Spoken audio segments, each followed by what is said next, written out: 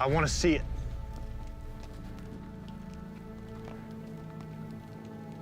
See what? The big man. I don't believe in fairy tales.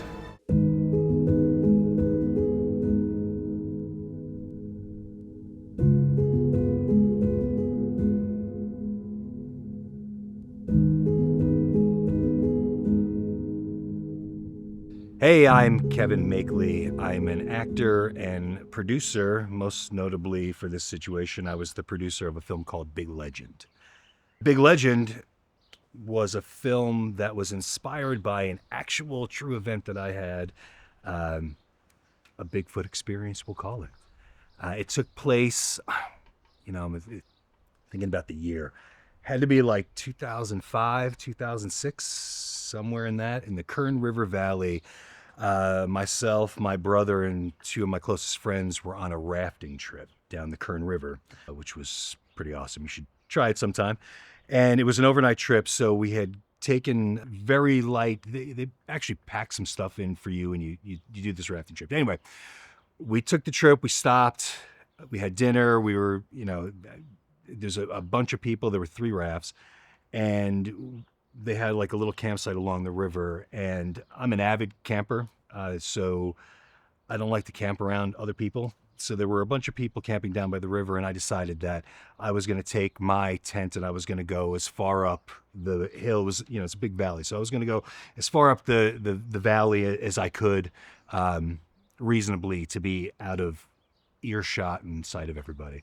I'm also a cautious camper. So as I went to find a spot, I didn't have, because we were rafting, I didn't have any of my tools or protections that I normally have. I just had a pocket knife and a flashlight that I would normally have camping, and you couldn't even make a fire or anything. So I felt a little vulnerable. So I found a spot that was against like a 15-foot bluff, like a cliff area. So so we were against this bluff and facing that. It was like a little bit of a ledge, and then the hill kind of went down into the valley. So my tent was up against that. So I knew if anything came around, I wasn't thinking Bigfoot, just in general, I would at least have my, one side is covered. It couldn't come from all angles. Anyway, so we're camping, there's 4 of us, my brother and I. Everybody has their own little tent. And we're sitting around our lantern for the night, and it was getting pretty late. We had to be up at like 5 in the morning, and we're telling stories and having fun. No fire, so it was a little unusual, but just this little lantern, and we're all just kind of hanging out. And we're like, let's shut it off. Everybody, we should go to bed. Got to be up at 5 a.m. and we have to brave like level 5 rapids, or 4 or 5, whatever it was. So it's not too easy. So we shut the light off. And I would say it could have been immediately, it could have been a minute, but it felt like it happened immediately. But within seconds of shutting that light off, this thing lets out this roar. And it wasn't really a roar. It was like as if a T-Rex and a lion and a seal got together and had some kind of enormous baby. It made this thing, this sound, and it was happening right on the top of the bluff that I thought was going to keep me safe, right on top of it, coming right down. So it was 15 feet, 12 feet, maybe it was 12, 15 feet high, and it was yelling straight down. And I've never felt that kind of fear before. Like something that was unexpected. Like it was never, you get held, robbed, or you get in a fight. This is like just something you like, not even in your your psyche at all. Like this thing, just this monster starts screaming at us and carrying on in the most violent, aggressive, terrifying way, but like at us, and it resonated through my body. And then I'm a camper. So my first instinct was, oh my God, guys, there's a bear. Because, your rational mind's not thinking, I wasn't thinking Bigfoot at all. Just a terrifying creature is, and the only thing I could think of was a bear. It was carrying on. It was stomping. Things were flying into the camp. At the time, I thought, at that moment in time, I thought, it's stomping and it's trying to climb down this, I don't know how it would climb down the bluff, but and it's trying to get to us because we have food. There was some food. I hung it in a tree, but it wasn't far away, and it goes against all my principles of camping in the Sierras. I usually tie my food way up a tree, keep it away from everything. So this was about 6 feet in the air where I could hang it off the ground. And it was just some snacks. It wasn't a ton of stuff, but food nonetheless. And I said, everybody get off your ass, follow me, let's go, and we kind of booked down the hill a little bit. And this thing carried on. And like I said, I thought things were flying into the camp, and I thought that because it was stomping and trying to climb down the hill, that it was just knocking brush off. I later realized it was throwing things into the camp. Like the rocks were coming into our camp. Things were just, whether it was kicking or doing whatever it was doing, but it was knocking stuff.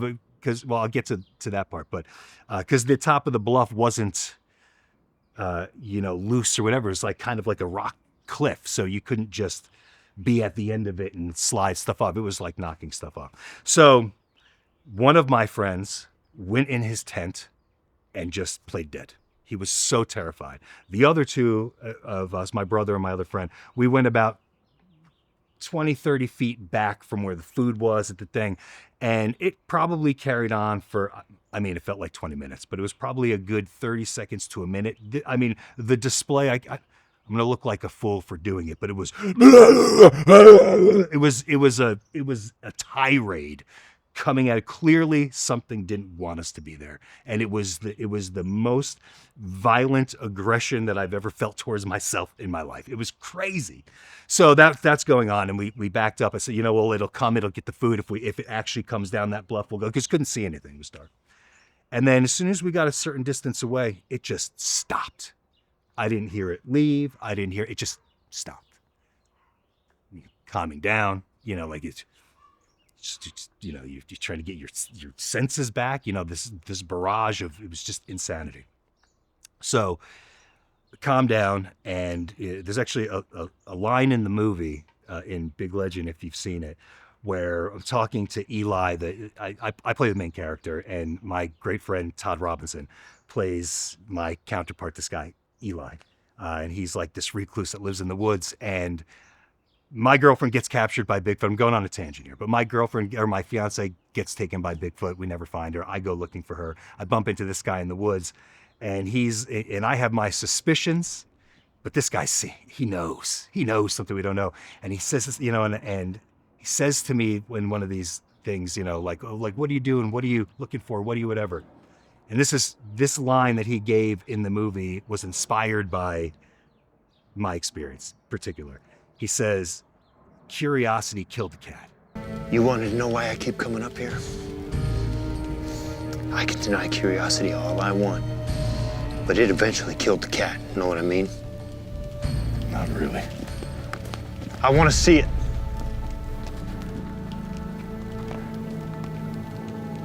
See what? The big man. Because his curiosity to want to know what it is, he'll put himself in harm's way because his curiosity is so strong as to find out what it is. So at that moment in time, after the dust settled and maybe 10 minutes had gone by, I looked at my brother and my friend and said, I'm going up there. I need to know what that was. And I had my pocket knife and my flashlight, and I was literally like, cop style, with the knife, not a gun.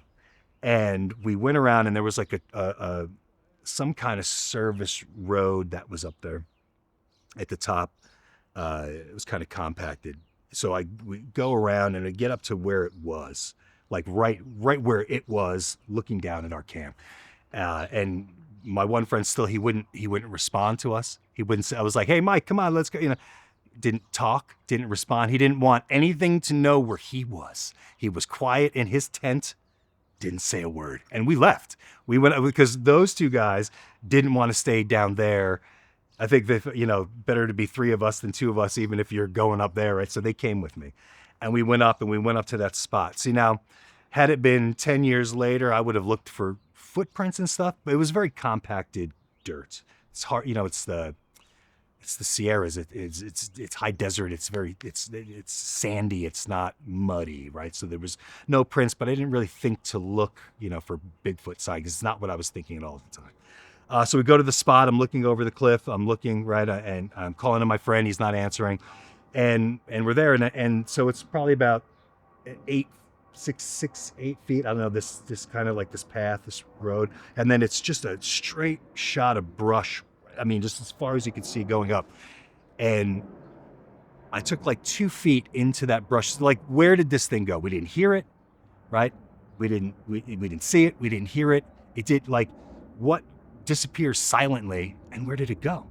So I'm like, I'm just gonna look, like maybe it's, I don't know. Like, I'm just looking in the bushes. I don't see anything. So then, we're walking around, we don't see anything, we don't hear anything, there's no sign, no nothing. So then we walk about 100 yards down that path, and you get about 100 yards past, and it's probably 10 minutes has elapsed since we've been up there, give or take. So probably 20 minutes since the whole incident started, give or take. I don't know, it's been a while, and time stops at that time. So your perception of reality is gone. But so we get about 100 yards down, it's the three of us. And then all of a sudden, about a mile away, I hear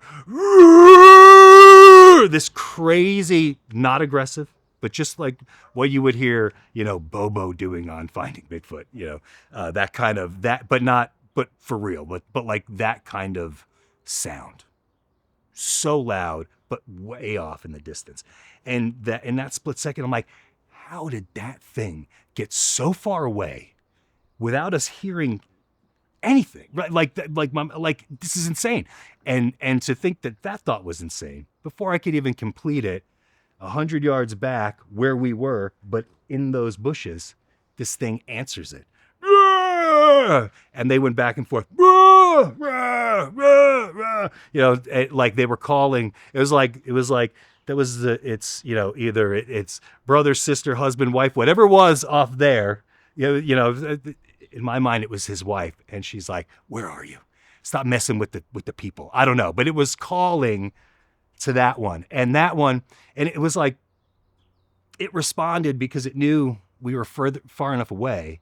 It's like they must have had some kind of communication. I don't know, but how did they know where we were? In proximity? I don't know. But it called and they answered, and it went back like probably 3 or 4 times each, and then stopped, and then that was it. And we had enough at that point. It was like, okay, that's something's happening, something's going on here, and that thing is right here. We heard it. It was right there, but it made, besides the vocalization, it made no sound.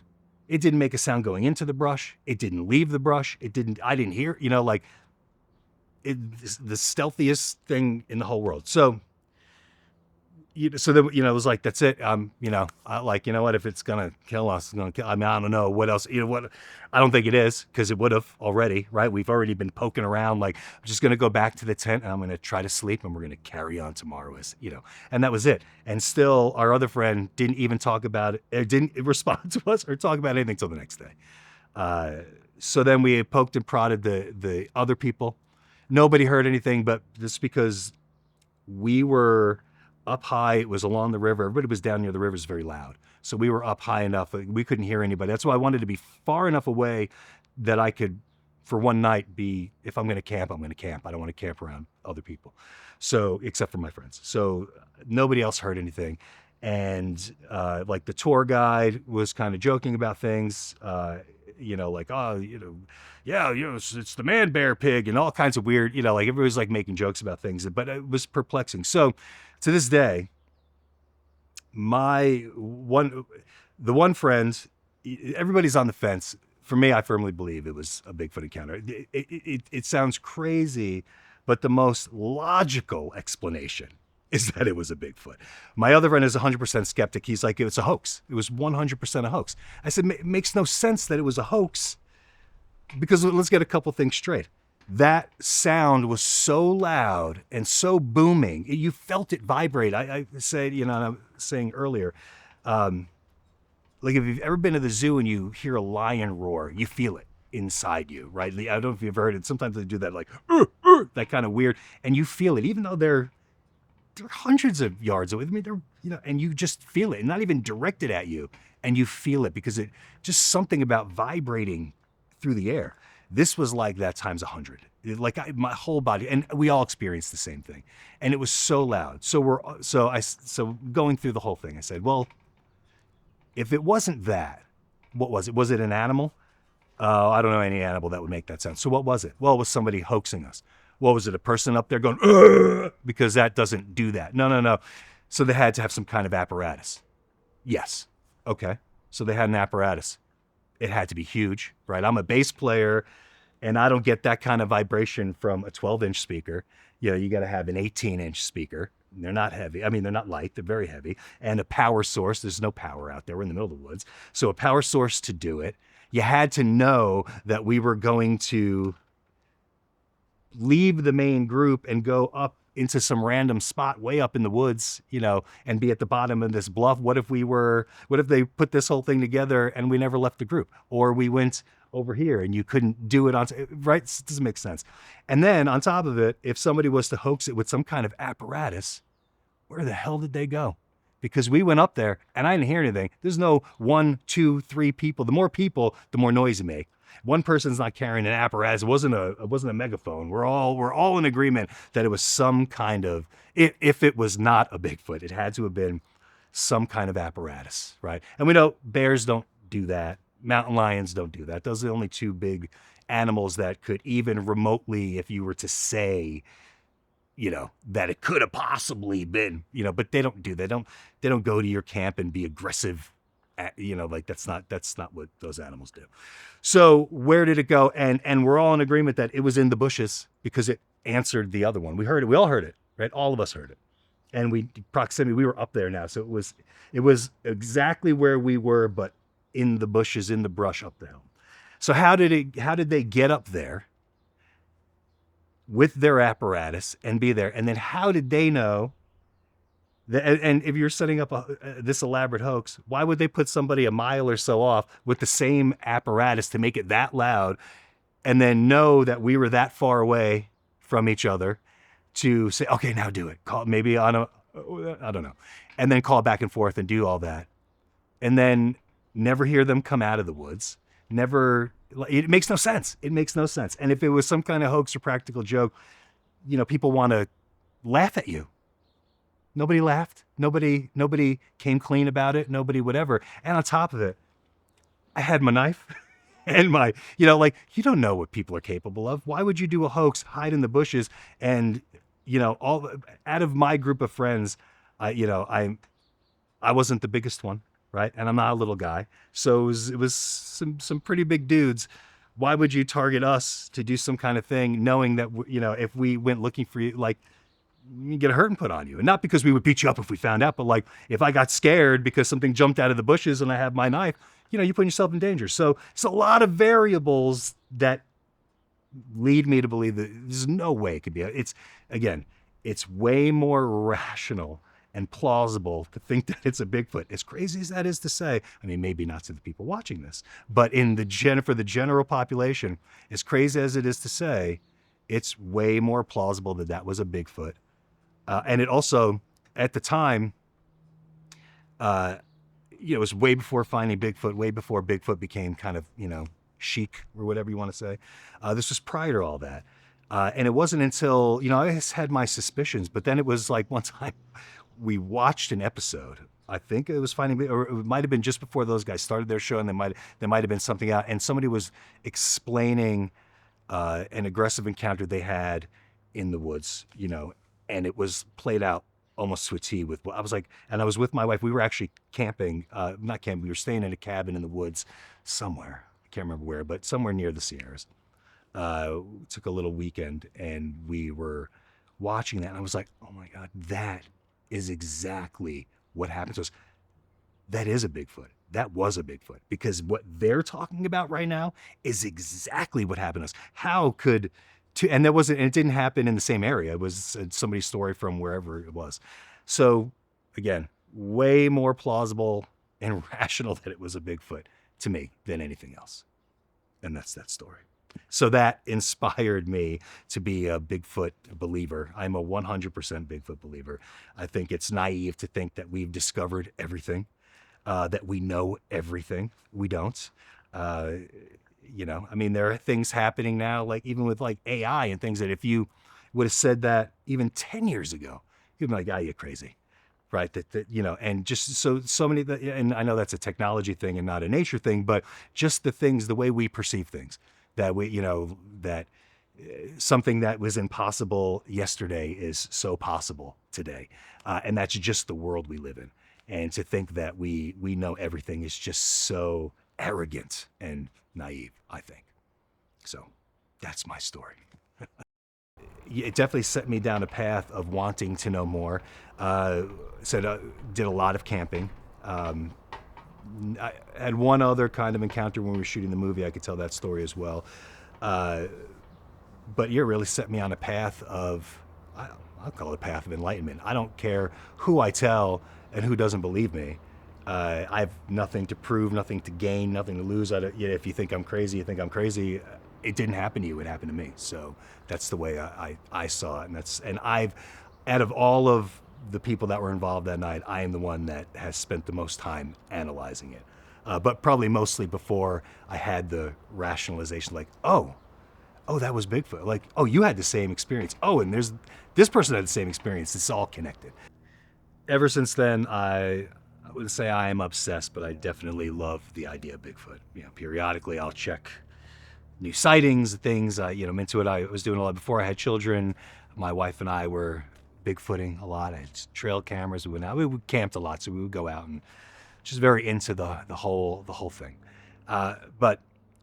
So started making these movies. I've been active for a while, but started making movies. Did this movie called Any Bullet Will Do. I was with my buddy Todd Robinson, who's plays Eli in Big Legend. That's how we met and became good friends. And some of the filmmakers involved in that, we decided we were going to make another movie. And we wanted to make a horror, action, whatever kind of movie. And I wanted to make a Bigfoot movie. So we made Big Legend. And a lot of the things in Big Legend were inspired, obviously, by my life, some of my camping practices, setting up, if you've seen the film, I set up a perimeter around the campsite. I've always done that. I always do that. I set up a fishing line perimeter around my campsites with little bells, that kind of thing. But I felt it was very important to do a Bigfoot movie, even though Bigfoot is a bad guy in this film. It doesn't really reflect how I feel about Bigfoot. I don't think that he is an aggressive monster that we did. It just was good storytelling. It was just good for that. But I wanted to stay true to a lot of the things that I believe Bigfoot does. Vocalization, stacking rocks, tree knocks, sticking stumps upside down in the ground, trees upside down, that kind of stuff. So we tried to portray it in a very real sense, where we took the subject matter very seriously. I know it's a small budget film, but we took it very seriously. In my performance, I tried to play it very real.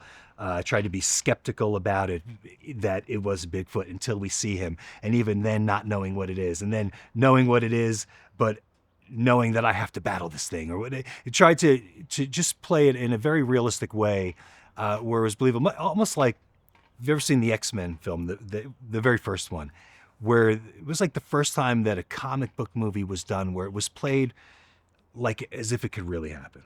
That was my take on X-Men. It was played very straight, very real. It wasn't campy. I mean, there's some campy parts, but they played it as if it was the real world and this was happening and this could happen. And that was our approach to Big Legend. I wanted to play it very straight, very real. Even though we made Bigfoot this monster, I wanted to include all the things that I had learned, I had known, and that I had loved, that I do love about Bigfoot. So that inspired that film.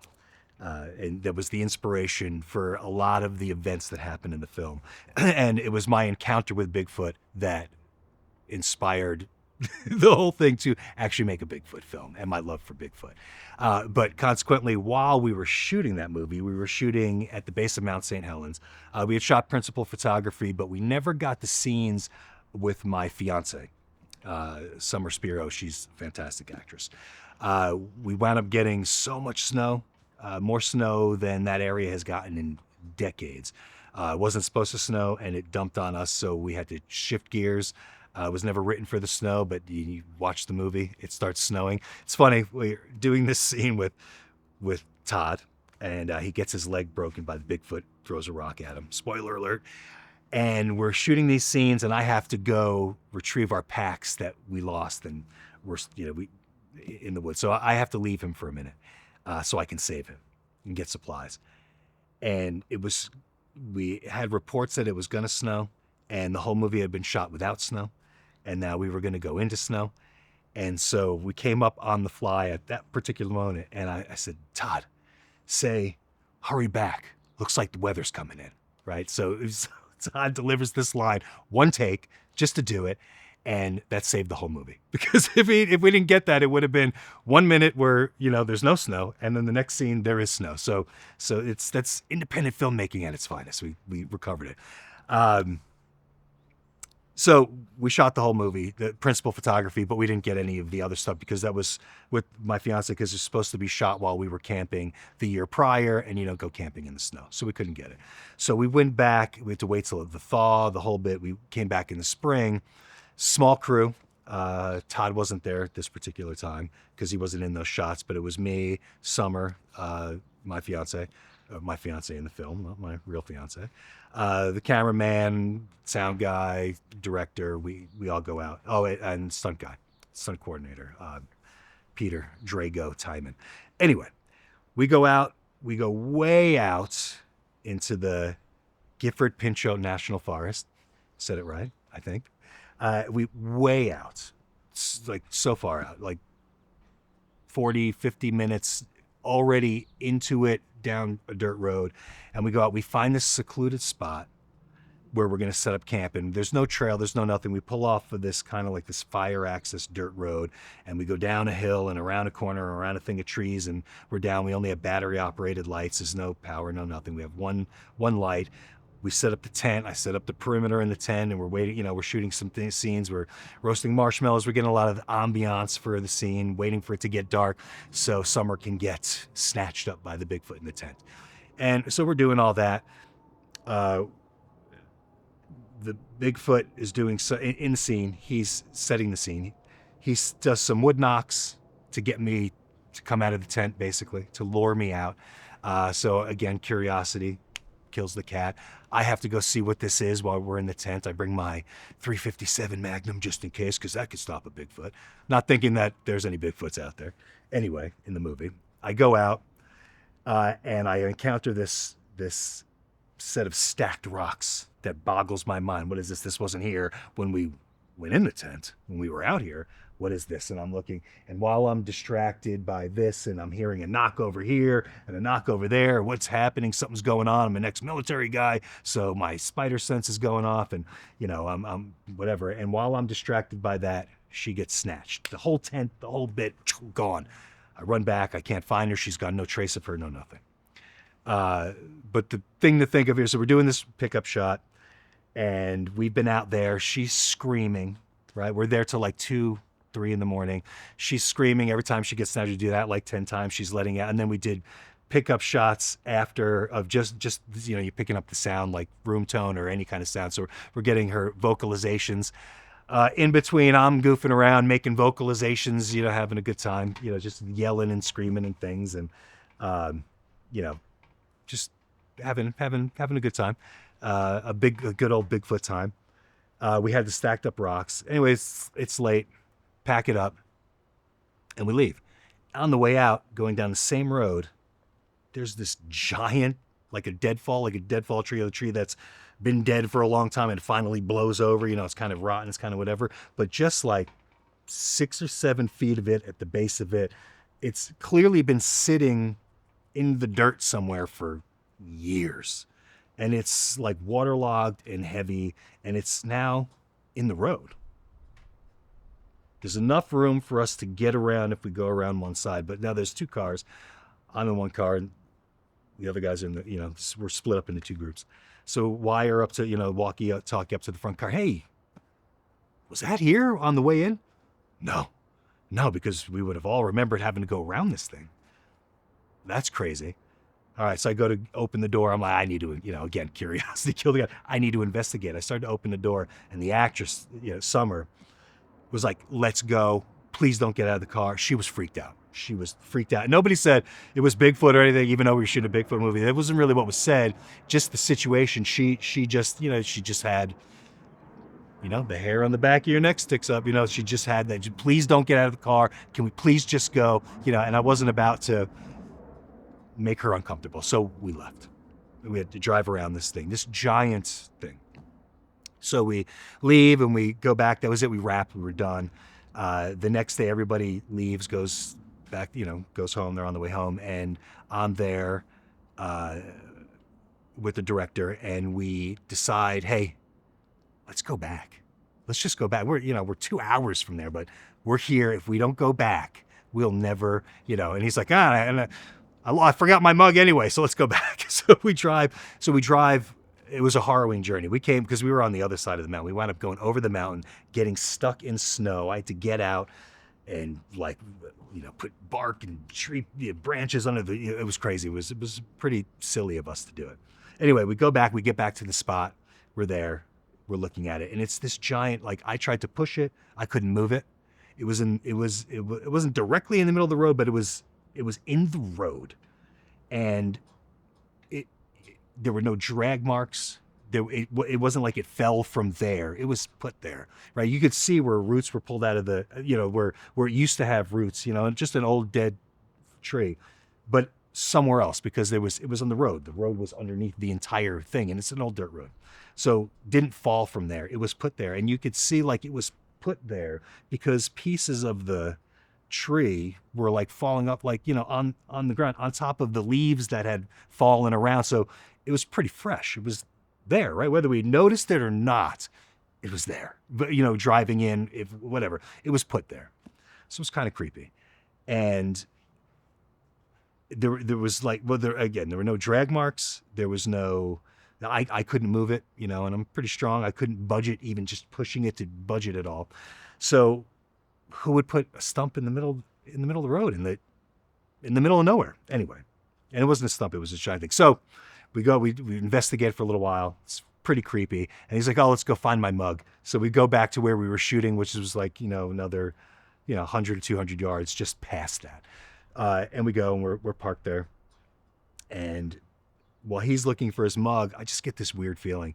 And I'm like, I want to go look at the stacked rocks that we had stacked the day before, down and around and behind the trees. And we had no trail, no nothing. We found a really primitive area. It wasn't part of a camping area. It was just a little bit of a field and a thing in the middle of the woods in the middle of nowhere. So I go out there and I go around, and I hike down there with my flashlight, and it's the middle of the night. And the stacked rocks weren't knocked over. They were scattered, right? They were just scattered. So it wasn't like it fell over. Something knocked them down. Something scattered them. Something wasn't happy that we had done that. So that alarm, the hair on the back of my neck, this is the second time I've ever felt it. One time was, the first encounter that I talked about, but the hair on the back of my neck stood up, and then I could look up, and through the trees, I could see the truck up there. And I knew that, he was up there, he being the director. And if something was to happen, he would take off, right? And leave me, and I would be stuck, dozens of miles from anything in the middle of nowhere. So I don't think I've ever run so fast in my life. I booked and I don't say I'm a tough guy, but I'm not an easily scared guy. I can handle myself. But I just was terrified for a minute, and I ran up there, and he got freaked out when he saw me. He was like, what was going on? Because he saw me, all the blood, I said I was in the headlights, and I'm like, nothing, no, we're good, but, let's go. Let's just go, and we left, and that was it, and we drove away from the thing. So what would have put that thing in I'm not saying it was Bigfoot, but either you have to drive up and drop it off the back of your truck in the middle of the road. Who would do that? And where did it come from? And why would you do that? Or were we out there making a ruckus, putting up fake rock signs, and, maybe it said, maybe it was a bad word. I have no idea what it meant, but we made a rock formation, And she's screaming, and I'm making Bigfoot calls for fun, not in the movie, but just in between, just having a good time because we're out in the middle of the woods, and who knows. And then on our way out, our path is not 100% blocked, but enough blocked that we had to stop and go around something that we didn't have to go around on the way in. So is it trying to tell us something? Don't come back, don't mess around, just so you know, and then the fact that we came back and the rocks were scattered, and it wasn't in an area where anybody would go. And it was just the next day. So it wasn't like somebody had to, I just happened to come through and I'm going to scatter all these rocks. Usually if you're a hiker or a camper, you see those stacked rocks, you like it. It's cool. Everybody kind of does that thing. So anyway, it was another interesting, there's no definitive proof. It wasn't like my last encounter where I'm 100% positive myself, but it definitely was unsettling for sure. My take on Bigfoot, whether it's supernatural or flesh and blood, I lean towards the flesh and blood. I think my encounter with him or her or it was very real. It was real. It gave me no reason to believe that it was supernatural. I think I believe that it's a creature that we haven't scientifically discovered. Clearly we have discovered it because thousands of people have seen it or experienced it like myself. So I believe it exists, whether it's on paper or not, or documented. Scientifically is besides the point. But nothing leads me to believe that it is supernatural. Not ruling it out, but my encounter was not. How did it get from point A to point B without making any noise? I think it's a highly evolved, intelligent creature that can move stealthily through the brush and it's stepping over big brush and landing quietly, and it's built for that. Plus, maybe, I don't know, I'm gonna try to analyze it. His fur quiets things down, who knows? But it's, I think, a bear moves silently through if it needs to. A big cat moves as big as big cats are. They're stealth as can be, through the savannas or through the woods or wherever they're hunting, they're very stealthy. And why, you're scaling that to a Bigfoot. Why not? Why can't it be that stealthy? It has to be that stealthy to survive, I think. So real, supernatural, I'm leaning towards the real side. Welcome to the booth. What you're looking at here is the actual costume that Todd Robinson wore in Big Legend 2. If you could smell it, it smells pretty stale. But there are actually no rips under here. We thought it would be a cool idea to have him, the guy that lives off the land, lives in the woods, doesn't buy new stuff. He just duct tapes everything together when it rips. So I think we got this all at a thrift store in Oregon, in Portland. You can see still some fake blood on there, nice and crispy. But yeah, well worn. This thing brings back memories for sure. Hey, Chief! And then this one, if you look over here, is the jacket that I wore. It started off clean, and then we shot linearly. So as we progressed, I think we only had one of these. We ripped it, we stained it, we burned it, all while I was in it, no less. These burns happened while I was wearing it. But this is the, it's cool. Oh, let's see if it, oh! So funny. So I'm talking to Todd Robinson literally this morning, because getting emotional. This is one of my best friends. I haven't seen him in a while, and I was pulling this stuff out of storage. I haven't seen it in years. And he said, I said, I got you. I'm looking at your jacket. I got to call you. He said, did you find my glasses? I said, no, I have no idea where those glasses are. And they're in the pocket. Oh, that is so cool. Oh, the memories. I'm going to leave them out. This is the actual hatchet from the movie. It's seen a lot of action. Towards the end, we were getting bored. There was actually a day, if you watch the film, where Todd and I were sitting around the campfire, and it's when I first meet him, and he's telling me things. We're drinking beer. We were really drinking beer, much to the concern of everyone else involved. we got pretty hammered. And we were getting pretty bored. So towards the end of the day, we were pretty drunk. We were throwing axes. The AD nearly killed us because he kept telling us to stop and we wouldn't do it. He thought it was very unsafe, but I wound up breaking the handle of the axe because apparently beer and axe throwing, although it is a thing now, it was before it was a thing, is not a great idea when you're in the woods and you're shooting a movie. So I came up with this fun little idea to tape it back together. But this is the actual, it's a real hatchet. This is the real trespassing sign. We hooked it up all fancy with duct tape. You know, that's movie magic. It looked like it was real, but it's actually, we had to print it up. Xylon Incorporated. We never really touched on what it was in the movie. It was also always supposed to be like some shadowy, is this creature part of some experiment? Is it not? What is it? We don't know. We're just gonna throw the sign out. And if you pick up on it, and that's what you want to come to that conclusion, cool. Is that actually northwestern moss on the back of the tape? Oh, 100%. That was 100% northwestern moss. Right there. There it is. Proof that we shot where we shot. I know, let's get it analyzed. Maybe it's Bigfoot hair. We stuck it on Bigfoot's back. This is my hat.